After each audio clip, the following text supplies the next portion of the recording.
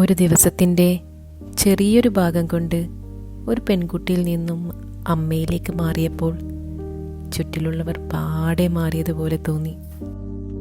അവർക്ക് ഞാനിന്ന് പഴയ ഞാനല്ല, മണിക്കൂറുകൾ കൊണ്ട് മാറിപ്പോയ മറ്റേതോ ഒരാൾ. ഒരൊറ്റ ദിവസം കൊണ്ട് എല്ലാത്തിനും പാകമായവൾ. ഞാനിപ്പോഴും 18 കഴിഞ്ഞ സാധാരണ പെൺകുട്ടികളെപ്പോലെ ചിന്തിക്കുന്ന, ആഗ്രഹമുള്ള, സ്വപ്നമുള്ള ഒരു പാവം പെൺകുട്ടി തന്നെയാണ്.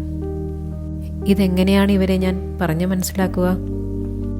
എന്നെപ്പോലെ തന്നെ ഒരു 18കാരി ഈ വീട്ടിലുണ്ട്.